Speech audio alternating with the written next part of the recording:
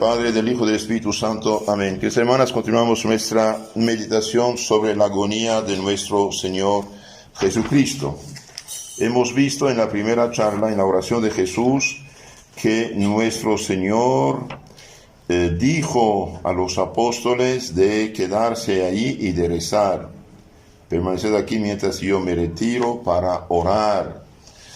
Orad y vigilad para no entrar en tentación. Y en su oración, ¿qué decía? Bien decía, varias veces lo dijo: Padre mío, si es posible, aparte de mí este cáliz, sin embargo, que no se haga mi voluntad, sino la tuya. Entonces, él somete una oración absolutamente perfecta de confianza, de fe, de resignación a la voluntad divina. En la pasión, se sabe que Jesús, nuestro Señor, esconde su divinidad. La divinidad no interviene. ¿Por qué? Porque Él se hizo hombre para salvar a los hombres y quiere cumplir su misión de salvador de los hombres y por lo tanto pagar la deuda de los hombres. Jesús padeció en su naturaleza humana, padeció como hombre, pero su persona es divina, quiera o no quiera. Entonces, todo lo que sufre como hombre tiene un valor infinito.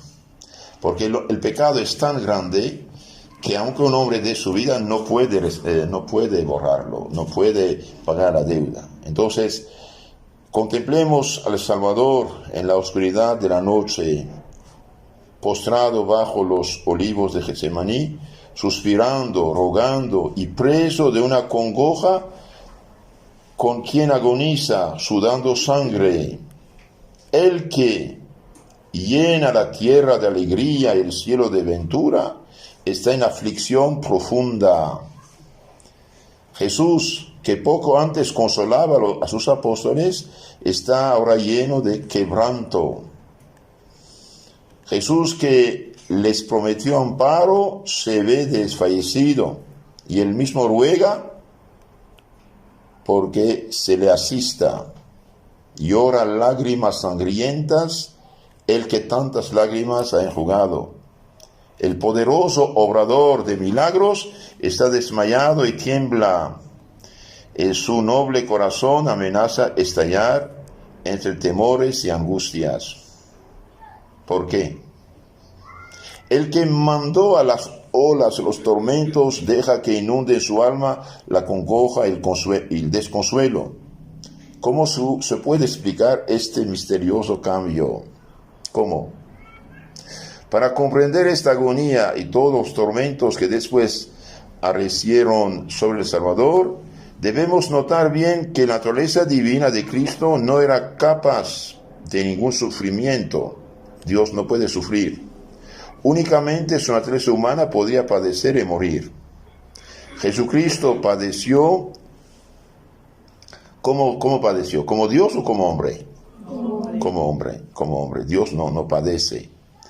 Mas también la misma naturaleza humana de Jesús, que de un modo inseparable estaba unida con la divinidad, en tanto podía sufrir y tanto tiempo cuando Jesús quisiese padecer. Entonces Jesús, es verdad que la divinidad se esconde, pero está sostenida de todo modo, porque normalmente dicen los santos que en ese momento de la agonía hubiera podido hacer un paro cardíaco, morir.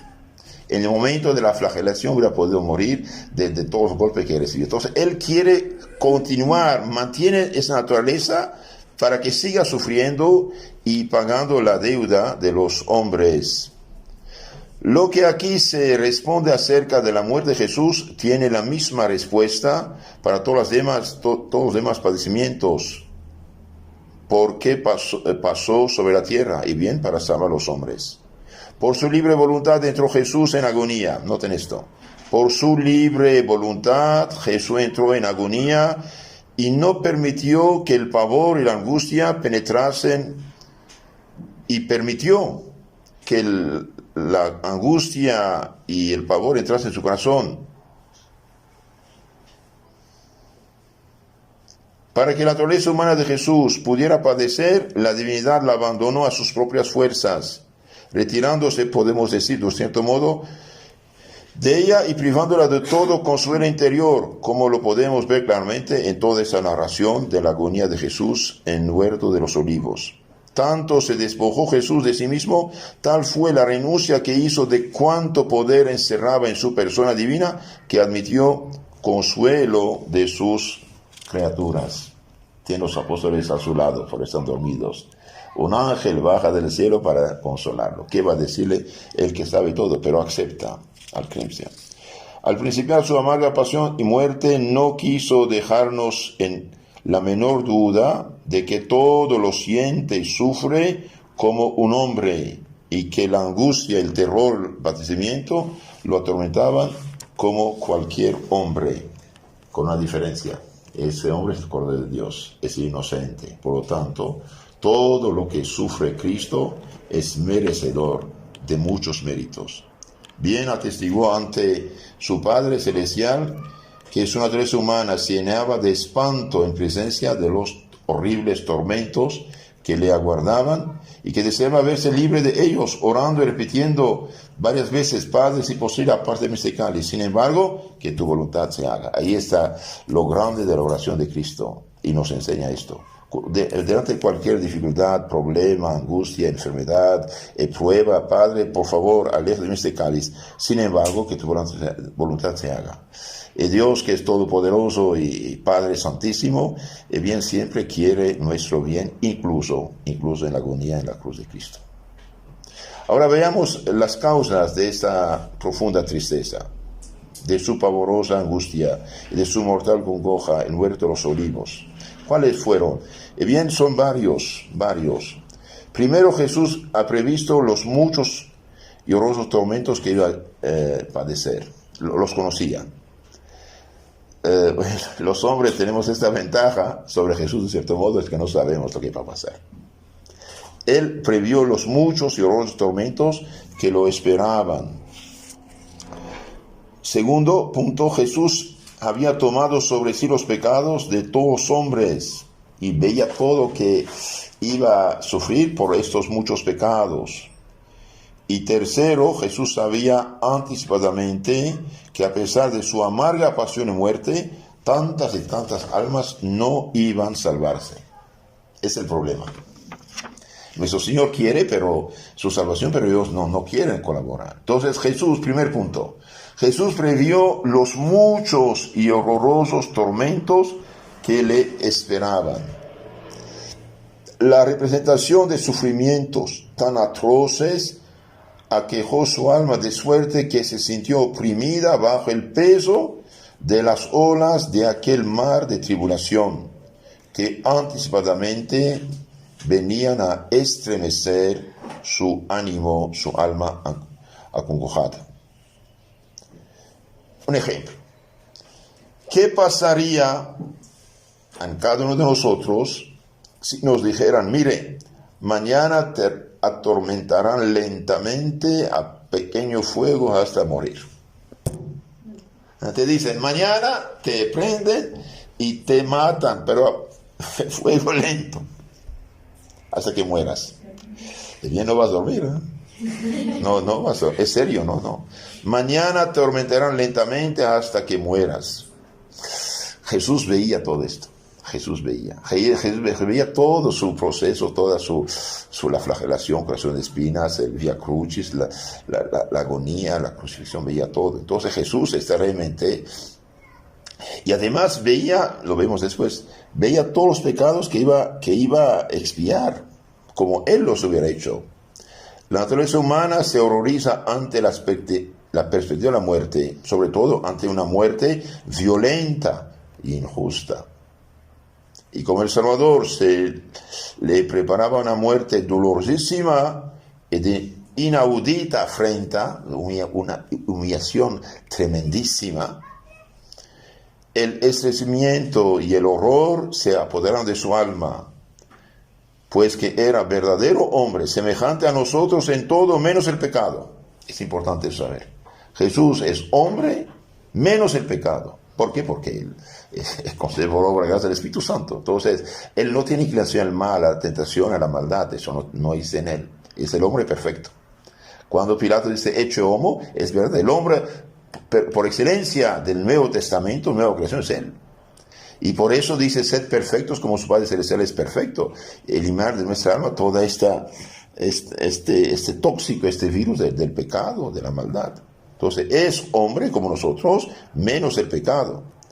Como hombre, pues, oraba diciendo, aparte de mí este cáliz, pero no habiendo en él ningún desorden pecaminoso, y aquí es importante, él dice, aparte de mi Padre este cáliz, pero no habiendo en él ningún desorden pecaminoso, su voluntad humana permaneció completamente rendida a la voluntad divina. Y por eso añade, mas no se haga mi voluntad sino la tuya. Entonces, como en Jesús no hay ningún desorden, el bien sí quiere que se aparte del cáliz, los tormentos, sin embargo, su voluntad está en lo correcto. Que su voluntad, Padre, se haga, no la mía. Entonces, Jesús, digamos, en su humanidad, se somete al decreto de la divinidad. Se somete totalmente. El día que nosotros llegaremos a esto, ya somos perfectos. Y este es un modelo de oración cristiana perfecta. Padre, aleja de mí este cáliz, esta prueba, este tormento, estos problemas, dificultades, tentaciones. Sin embargo, que tu voluntad se haga, no la mía. Ese es el primer punto. Entonces Jesús ha previsto los muchos y horrorosos tormentos que lo esperaban. Segundo punto.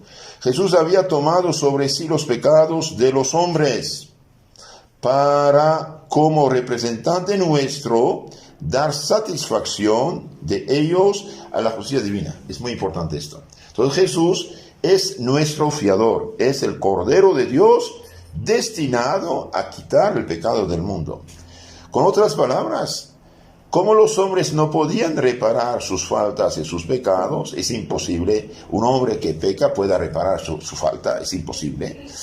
Por ejemplo, como un mendigo, un borrachito, ¿no?, de la calle que no tiene ni siquiera 50 centavos, no sé, por un error fatal, no sé, echa el fuego, no es a una pintura que vale 50.000 millones de dólares. ¿Y cómo va a pagar eso? Es imposible. Es imposible. Es imposible. Entonces, el hombre al pecar se hace deudor con la justicia divina. Dios perdona, pero exige reparación. Entonces, el hombre no puede reparar. Entonces, ¿qué? Dios mismo da la solución por hecho de la encarnación de su Hijo. Entonces, noten eso, es importantísimo.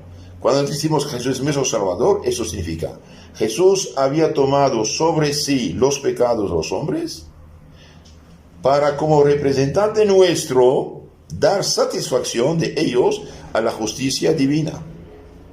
Ahora, cuando estaba a punto de terminar la obra de la redención, el número monstruoso de los pecados, su malicia, lo abominable de ellos y el castigo que merecían, se presentaron ante su alma purísima y la llenaron de tedio, de tristeza y de espanto. Como un tsunami de aguas negras viene sobre él, cubrirlo. Como si él hubiera hecho todos esos pecados.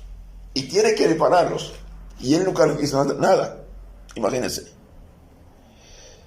Dios, por amor de nosotros, dice San Pablo, 2 Corintios 5:21, Dios, por amor de nosotros, ha tratado a Cristo, aquel que no conocía pecado, como si hubiese sido el pecado mismo, pues llevaba en sí la fianza de todos nuestros pecados. Este es el problema. Dios, la divinidad, por amor a los hombres pecadores, imagínense, ha tratado a Cristo, aquel que no conocía pecado, como si hubiese sido el pecado mismo, pues llevaba en sí la fianza de todos nuestros pecados. ¿Qué horror no sería para el purísimo y santísimo el ver reunidos todos los pecados del universo mundo, todos los pecados de soberbia, de lujuria, de avaricia, de malicia, de envidia, y asimismo cargado con ellos?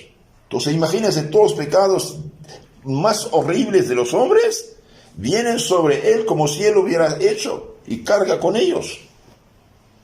Si la torpe ingratitud que encierra el pecado engendró tal arrepentimiento y arrancó lágrimas tan amargas a San Pedro, a la Magdalena, ¿qué abominación y asco ante tantos pecados no sentiría Jesús, puesto que conocía perfectamente toda su fealdad y malicia? El padre Antonio Royo Barén, hablando del pecado, dice: no hay catástrofe privada o pública que puede compararse con un solo pecado mortal. No hay. Supongamos, Dios no quiera, esta noche todas las Américas, el coronavirus los mató a todos los habitantes. No queda ni un solo hombre. Es una catástrofe.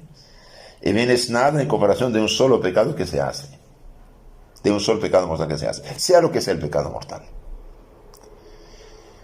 Jesús vio todos nuestros pecados en particular. Noten esto. Jesús vio todos nuestros pecados en particular antes de ser cometidos. Porque para Dios el tiempo no existe, nuestro tiempo. De un golpe penetra todo lo que va a pasar. Jesús vio todos nuestros pecados en particular y se entristeció por ellos, como si Él mismo los hubiese cometido. Pues que ante la justicia de Dios se había cargado con ellos. Entonces, ante la justicia divina, Él cargó con todos los pecados de todos los hombres, como si Él los hubiera cometido y tiene que expiarlos. Ahora, como su naturaleza humana es instrumento de la divina, y todos los actos son teándricos, es decir, son actos de un hombre Dios, y bien tiene un valor infinito. De ahí el secreto de la salvación, y de ahí no hay otro salvador que Él. Notemos esto, es importante. Jesús vio todos nuestros pecados, en particular, de todos y cada uno de los hombres. Se entristeció por ellos como si Él mismo los hubiese cometido, pues que ante la justicia de Dios se había cargado con ellos. Verdaderamente que ese solo dolor le hubiese matado, si no hubiera retenido a su alma, para que sufriese cosas más grandes aún, y bebiese por completo el cáliz de la pasión. No quiso morir en el monte Olivete, Getsemaní, porque debía sacrificar su vida en el Calvario. Sin embargo, derramó sangre sudada en agonía, por mostrarnos que solo el pecado, sin necesidad de verdugos, hubiera sido bastante para descargar sobre él el golpe de la muerte. Eso lo dice Bossuet, B de bueno, O-S-S-U-E-T. Bossuet fue un gran obispo, predicador en Francia, siglo XVII. Entonces aquí realmente es muy, muy importante. Entonces, si la divinidad no lo hubiera ayudado, hubiera muerto durante la agonía en Getsemaní. Cierto que muchas lágrimas se han derramado desde la caída de Adán por la maldad del pecado y sus funestas consecuencias, pero como las suyas, ningunas, porque su sudor era tan copioso que llegaba hasta la tierra, regándola de gotas de sangre. Los doctores dicen cuando una persona está entre espada y pared, pasa esto. Y bien, nuestro Señor estaba entre espada y pared. Tampoco nadie ha conocido en verdad y tan al vivo como Jesús lo ingrato, lo repugnante y lo abominable del pecado. Entonces ningún hombre ha conocido como Jesús lo que es lo ingrato, repugnante y abominable del pecado. Oh, si la agonía y sudor de sangre que el error de los pecados ajenos causó al Salvador no sirvieran para que nosotros nos sintiésemos llenos de contrición por nuestros pecados personales y en adelante odiásemos, evitásemos todo pecado. Pedir esto, de veras, si no pedimos que Dios nos vacune contra el pecado, debido al pecado original siempre estamos inclinados al pecado. Es una catástrofe. Y por eso hace falta realmente cumplir cumplir con los votos de bautismo, el pacto de Cristo. Renuncia a Satanás, a sus obras y a sus adicciones, pero el traidor está en nosotros. Nuestra naturaleza inclinada al mal por el pecado original, aunque bautizada, está inclinada al mal. Ignorancia en la mente, malicia en la voluntad, concupiscencia, malos deseos, inclinación al mal en los sentidos y debilidad en la voluntad. De ahí la importancia de la lucha espiritual contra los defectos. No tener un inquilino en su casa que se llama defecto principal o mucho menos pecado venial deliberado. Esto es una catástrofe. El tercer punto dice, Jesús sabía anticipadamente que a pesar de su amarga pasión y muerte, tantas y tantas almas se habían de perder eternamente, porque no creerían en Él o no le amarían. Entonces Jesús va a sufrir, va a pagar la deuda y tantas almas van a perderse, o por no creer o por no amar, no obedecer a Él, no seguir el camino que nos ha enseñado. Este conocimiento daba especial amargura a aquel cáliz tan terrible y causaba en el Salvador una pena profundísima, porque amaba infinitamente a las almas inmortales y había bajado del cielo para salvarlas a todas de la perdición eterna. Entonces Jesús amaba y ama a las almas, bajó del cielo para salvarlas de la perdición eterna, es decir, de la desdicha más grande que puede existir, que es el infierno eterno. Por eso Santa Teresa decía, 1000 vidas daría y 1000 muertes padecería con tal de salvar un alma del pecado mortal. Y hoy quieren dar derecho al pecado. Es una locura. Por eso el amantísimo Redentor luchó, suspiró, oró en terrible agonía, no por sí, sino por sus hermanos los hombres, de los cuales tanto se precipitan en la condenación eterna. Jesús luchó, oró, suspiró, lloró por sus hermanos, que tantos y tantos se precipitan a los tontos al infierno eterno. Con ánimo generoso se dispone a ser azotado, atado, coronado de espinas, clavado en una cruz, por salvar a las almas criadas a su imagen. Pero sabe que en muchísimas, se perderán su sangre y sus dolores. Y esto derrama en su corazón, abrazado de amor por los hombres, amarguísima pena y cruel tormento. Este es el problema. Entonces Jesús acepta sufrir todo esto por sus hermanos, y Él sabe que por tontos, por equivocados, por egoístas, por superficiales, muchos van a perderse. Tremendo esto. Un día preguntaron a nuestro Señor si muchos eran los que se salvaban. ¿Qué dijo Cristo? Entran por la puerta estrecha, cuán amplio y ancho es el camino que lleva a la perdición, y muchos son los que lo toman. Y hoy estamos en esto. Eso se llama liberalismo, indiferentismo, relativismo. Con tal que uno no sea un criminal de primera, no hay problema. Sí hay problema. Un solo pecado mortal es separarse de Dios, abrir la puerta del infierno delante de sí. Ahora, apliquemos esto un poco a nuestra propia vida cristiana. ¿Cómo se ha de comportarse uno en las contrariedades? ¿Cómo debemos comportarnos en las contrariedades? Contempla al divino Salvador cómo por amor nuestro sufre tan amargas congojas de espíritu en el huerto de los olivas. Ahí yace postrado en tierra, suspirando y temblando. En torno suyo no hay más que noche oscura, y en su corazón duelo inenarrable. Sus discípulos duermen, en ninguna parte encuentra consuelo. ¿Qué hace Jesús en esta tribulación extrema y en este desamparo? ¿Qué hace? Y bien, ora a su Padre Celestial y se entrega completamente en su santa voluntad. Entonces, cuando no hay ningún socorro humano, nos queda uno muy poderoso, es la oración. Entonces, delante de las contrariedades, dificultades, tentaciones, Orar, por favor. Orar en ese momento, acudir. Cuando un niño está en peligro, corre hacia la persona que lo ama. Ora a su Padre Cristo Celestial y se entrega completamente a su santa voluntad. Así debemos hacer nosotros. Noten esto. En toda tribulación, angustia y necesidad, lo acertado y seguro es volver nuestros ojos en nuestro corazón a Dios, de quien solamente nos puede venir consuelo y amparo, y someternos humildemente a su santa voluntad.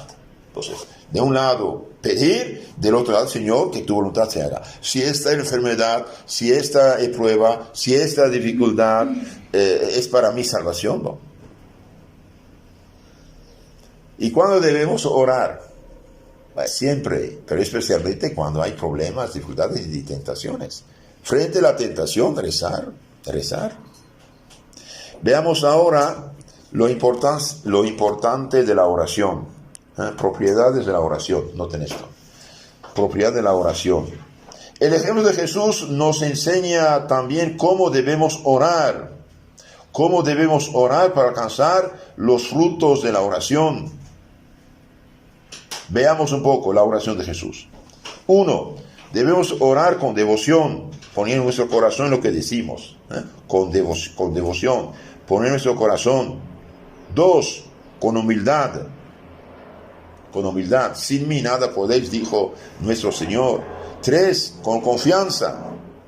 4. Con resignación a la voluntad de Dios.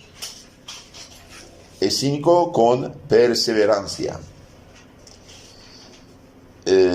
Todos son importantes, pero yo pienso que el número 4 y 5 son de suma importancia. Con resignación a la voluntad de Dios y con perseverancia.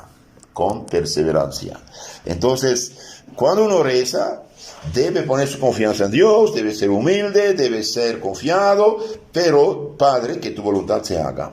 Señor Jesús, esto es lo que yo pienso, pero como usted ve todo, que tu voluntad se haga. Con devoción, veamos un poco a fondo ahora. Porque Jesús oraba de lo más profundo de su corazón. Y se había alejado de sus apóstoles para enteramente poder orar sin que nadie le perturbase. Con devoción. Con humildad interna y externa, pues se postró en la tierra e inclinó su rostro hacia el suelo ante la majestad de su Padre omnipotente. Con humildad. 3. Con confianza, pues lleno de esperanza y amor, dice, Padre mío, si posible. Tiene confianza. 4. Con resignación a la voluntad de Dios, pues resigna en manos de su Padre Celestial el ser atendida o no su súplica. Entonces dice, esto yo lo quisiera, pero que tu voluntad se haga. Aceptas lo que pido, que bueno. No lo aceptas, que bueno también. Acepto, obedezco. Muy importante, Pues resigna en manos de su Padre Celestial el ser atendida o no atendida a su súplica, diciendo, mas no se haga mi voluntad sino la tuya. Y finalmente, con perseverancia, rezar con perseverancia, porque oró repetidas veces la misma oración. Aunque su petición no era atendida, no por eso cesó de suplicar, sino que oraba más tiempo con más insistencia. Entonces, cuando rezamos, tratemos de rezar con devoción, poniendo nuestro corazón, pensando en la presencia de Dios, haciendo las palabras. Mire, un Padre Nuestro, bien dicho, es una oración muy importantísima. Las que tienen el Catecismo de San Pío X, por favor lean las preguntas que hablan del Padre Nuestro. Te explica de manera extraordinaria esta oración, con devoción. Después tenemos que con humildad y con confianza, con resignación. Esto es más difícil, con resignación. Hoy la gente piensa que porque rezó una oración, de que tiene que ser escuchada su oración. Que quizás esta cruz, esta enfermedad, esta prueba es el medio que Dios usará para salvar esta alma. De otro modo sería perdida. Por ejemplo, cuando San Antonio María Claret, no me acuerdo la fecha, pero en 1852 ahí estaba en Cuba, hubo temblores, varios temblores, terremotos. Después vino la peste y el santo recibió de Dios un mensaje: y bien, si no se convierten, habrá también cólera, peste y cólera. Y bien, el santo dice: cuando vino la peste, muchos se confesaron, pero rápidamente regresaron sus pecados. Pero cuando vino el cólera, otra vez se confesaron más arrepentidos y murieron, dice, pero para ir al cielo y no al infierno. Y Dios le había hecho ver al santo que sin la cólera, que fue un don de Dios para estas pobres almas, muchas almas se hubieran perdido eternamente. Entonces, de ahí la resignación, la voluntad de Dios. Hoy todo el mundo habla de coronavirus, etcétera. Están temblando gobiernos y pueblos y la gente está a la expectación, como si el evangelio de veras es algo serio, sí. Pero, ¿qué quiere Dios de esto? ¿Cuál es el plan de Dios? El plan de Dios, que la gente deje de pecar. Pecan y como si fuera normal. Esto no es normal. Esta tierra no es nuestra. Esta tierra, este sol, este oxígeno, esta luz, todo es don de Dios. Hace poco escuchaba a un astrofísico muy especial y dice: quieren ir a Marte, no pueden, porque llegando a Marte, evidentemente tendrán cáncer terminal. ¿Por qué? Porque si no hay algo que cubre la Tierra, el Sol es una bomba nuclear, está quemando nuclear, mataría directamente al ser humano. Hay una capa que protege el ozono, ¿no? La Tierra. Entonces, hoy los hombres hacen todo como si Dios no existiera y como si este mundo fuera suyo y hacen lo que quieren. No, señor. El hombre no tiene derecho al pecado. No tiene derecho al pecado. Entonces esperemos que este coronavirus, como dicen, haga pensar un poco a la gente. ¿Cuántos en adulterio? ¿Cuántos en unión libre? ¿Cuántos en borracheras? ¿Cuántos en robos? ¿Cuántos? Dios mío, ¿cuántos pecados cada vez se comen? ¿Y cuántos sacrilegios se hacen? Hasta obispos quieren dar la comunión a adúlteros activos. Es una locura. Son pecados que acaban el cielo. Entonces, rezar con resignación, dijimos, y sobre todo con perseverancia. Otro punto importante, nuestro Señor en esta agonía nos enseña, es la vigilancia. Noten esto, vigilancia. En medio de su terrible agonía, Jesús piensa más en los suyos que en sí mismo. Vigilancia. Repetidas veces inspecciona diligente a sus discípulos y con encarecimiento les amonesta: velad y orad para que no caigáis en la tentación.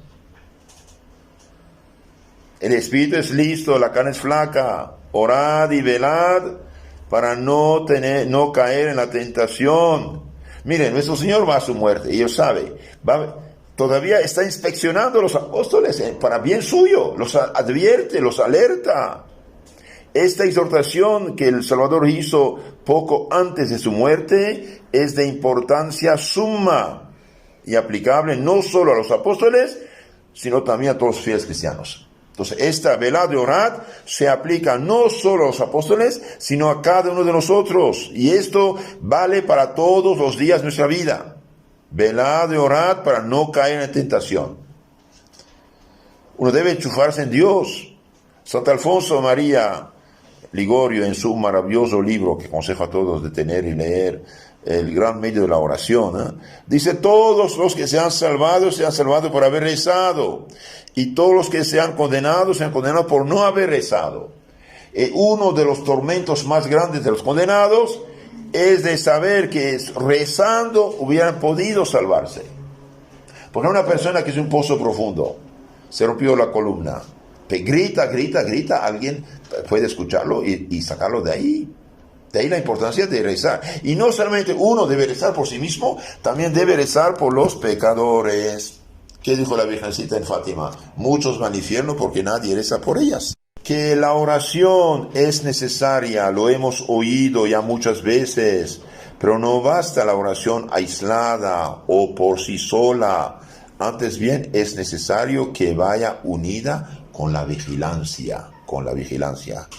Orad y velad, vigilancia. Así lo enseña Jesús, que es quien más y mejor conoce a los hombres y sus necesidades, vigilancia. Porque somos muy flacos y propensos al mal debido al pecado original. Debemos estar alertas sobre nuestros pensamientos e imaginaciones. Importante esto. Ser atentos sobre nuestros pensamientos e imaginaciones, sobre los movimientos y deseos de nuestro corazón y sobre nuestros sentidos, en especial los ojos, para que evitemos toda cosa pecaminosa o la sofoquemos al presentarse. Noten, esto es importante, importantísimo. Somos flacos y propensos, inclinados al mal. Debemos estar alerta sobre, uno, nuestros pensamientos. Entonces, cuando un pensamiento malo viene, no discutir con él, no discutir. Sobre nuestros pensamientos. Dos, imaginaciones. La imaginación, dicen, es la loca de la casa, ¿no? No seguir la imaginación. No. Muy peligroso. Y el demonio usa esto. 3. Sobre los movimientos y deseos de nuestro corazón.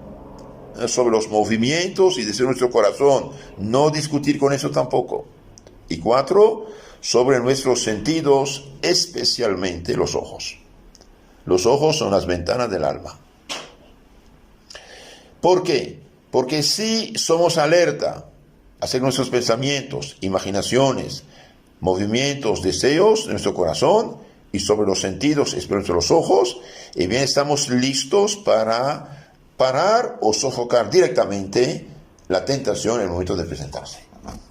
Entonces rezar sí, pero alerta. Con esta vigilancia nos veremos libres de muchas tentaciones y saldremos victoriosos de los combates inevitables.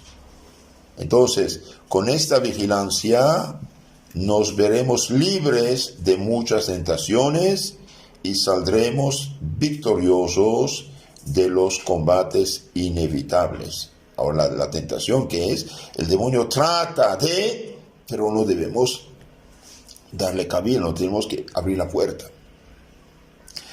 Terminamos con un paralelo entre Adán y Cristo. Adán en el paraíso, con su presunción, apetito y desobediencia, pecó y corrompió a todo el género humano, intoxicó al género humano como una fuente intoxicada. Entonces Adán, con su presunción, apetito y desobediencia, pecó y corrompió a todo el género humano. Cristo, el nuevo y más perfecto Adán, con su humildad, su agonía y su perfecta resignación en la voluntad del Padre Celestial, satisfizo en el huerto de los olivos por todos los hombres. Entonces, Adán, por su orgullo, presunción, desobediencia, pecó y corrompió, despojó toda la humanidad de la santidad y nos entregó una naturaleza humana corrompida, despojada, inclinada al mal y mortal. Cristo, con su obediencia, agonía, humildad y resignación perfecta, y bien satisfizo por todos los hombres, nos mereció la salvación. Ahora, ¿era posible apartar el cáliz o no? Sí, se podía dar satisfacción a la justicia divina sin que Jesús tuviese que sufrir tormentos tan horribles. Pues que toda obra de penitencia, todo sentimiento de Jesús tenía un valor infinito, porque era Dios hecho hombre. De ahí que un leve padecimiento de Cristo hubiese bastado ya para pagar la deuda de todos los hombres y aplacar la justicia del Padre Celestial. Mas lo que era suficiente para reconciliarnos con Dios no bastaba para despegarnos interiormente del pecado y precavernos de caer en otros nuevos. Entonces Cristo, con una gota de su sangre, hubiera podido merecer toda la salvación de los hombres, pero quiso sufrir todo eso para mostrarnos la gravedad y el peligro del pecado. Eso es importante saber. Cristo sufrió todo esto, lo que sufrió, bien para mostrarnos la gravedad del peligro, el peligro del pecado. También sufrió todo esto para ponernos ante los ojos la maldad y la abominación del pecado, de modo de que nos estremeciese. Entonces Jesús sufrió todo para mostrar la gravedad del pecado y lo que sufren, de hecho, en el infierno los condenados. Isaías, profeta, todo el capítulo 53 es mesiánico, es profético. Dijo del Salvador: en verdad que Él tomó sobre sí nuestras enfermedades, nuestros pecados, y cargó con nuestros dolores. Le tuvimos por un leproso y como un hombre herido por la mano de Dios y humillado, siendo así que fue herido por nuestras iniquidades y sacrificado por nuestras maldades. El castigo de que debía nacer nuestra paz con Dios descargó sobre Él, y con sus cardenales fuimos nosotros curados. Como ovejas descarriadas hemos sido todos nosotros, cada cual se desvió de la senda del Señor para seguir su propio camino. Y a Él le ha cargado el Señor sobre las espaldas la iniquidad de todos nosotros. Los azotes que desgarraron el cuerpo de Cristo, las espinas que taladraron su santa cabeza, los clavos que horadaron sus manos y sus pies, todos los agudos tormentos que Jesús, como fiador nuestro, padeció por nosotros, claman a nuestro corazón y a nuestra conciencia, revelándonos el mal tan horrible que es el pecado y lo enorme del castigo que hemos merecido por él. Entonces Jesús quiso sufrir todo esto para vacunarnos, de un cierto modo, vacunarnos contra el pecado. San Pablo dice: vivid en caridad, en amor, como Cristo nos amó y se ofreció a Dios, ofreció su sangre a Dios en oblación y hostia de olor suavísimo. Efesios 5:2. Y San Pablo sigue diciendo: habéis sido comprados a un gran precio, habían sido elevados. Terminamos con unas citas bíblicas acerca de Cristo Salvador Redentor. Bien, el ángel había anunciado, Mateo 1:21, a María, había dicho: dará a luz un hijo, a quien pondrás por nombre Jesús. Él salvará a su pueblo de sus pecados. Entonces, desde la anunciación vemos que la misión de Jesús es salvar el pueblo de sus pecados. Lucas 2:11, les ha nacido hoy en la ciudad de David un Salvador, que es el Cristo Señor. Colosenses 1:19, pues Dios tuvo a bien hacer residir en él toda la plenitud y reconciliar por él y para él todas las cosas, pacificando mediante la sangre de su cruz lo que hay en el cielo y en la tierra. Con la sangre que derramó en la cruz hizo paz entre cielo y tierra. Cristo también es nuestro Redentor. Cristo es nuestro Redentor, Salvador. San Mateo 26:28, porque ese es cáliz de mi sangre, de la alianza, que va a ser derramada por muchos para remisión de los pecados. Entonces vemos que la sangre de Cristo se derramó por la remisión de los pecados. Y sobre todo la carta de los Hebreos habla mucho de esto. Hebreos 2:14, por tanto, así como los hijos participan de la sangre y de la carne, así también participó él de las mismas, para aniquilar mediante la muerte al señor de la muerte, es decir, al diablo. Entonces, para vencer al diablo, bien, fue necesario un hombre, Dios, que da su sangre por los hombres. Y también dice aquí San Juan, primera carta 3:5, y saben que Él se manifestó para quitar los pecados, y en Él no hay pecado. ¿Cómo quitó el pecado? Muriendo como fiador nuestro. Y primera Juan 3:8, quien comete el pecado es el diablo, pues el diablo peca desde el principio. El Hijo de Dios se manifestó para deshacer las obras del diablo. Ahora, ¿cómo hoy, 2020 después de Cristo, se deshacen las obras del diablo? En la iglesia que Cristo fundó mediante los santos sacramentos. El hombre que hizo 10,000 pecados de los más horribles, bien se confiesa arrepentido, bien Cristo, mediante el sacerdote en la confesión, le perdona sus pecados. Y finalmente Apocalipsis 5:9 dice: eres digno de tomar el libro y abrir sus sellos, porque fuiste degollado y con tu sangre compraste para Dios hombres de toda raza, lengua, pueblo y nación. Con su sangre Cristo nos merece. Entonces, resumen de todo esto que dijimos: nuestro Señor reza en su agonía, sufre mucho porque ha previsto todos los horrores que iba a padecer. Él se hizo fiador de nuestros pecados, y lo que más lo hace sufrir es que muchos no van a salvarse a pesar de que él haya pagado la factura. Y concluyo con una palabra muy consoladora de Cristo nuestro Señor, explicada por San Crisóstomo. Dice: si el que escandaliza a un niño merece tener una piedra de molino en el cuello y ser echado en el fondo del mar para que desaparezca del mundo, el que escandaliza, el que hace pecar a un niño, ¿y cuál será la recompensa del que ayuda a salvarse a un niño? Gravísima, grandísima. Toda la recompensa del que colabora en la salvación de los hombres es enorme, sea con su tiempo, con sus sufrimientos, con sus oraciones, con sus limosnas, con sus caridades, con todo lo que hace.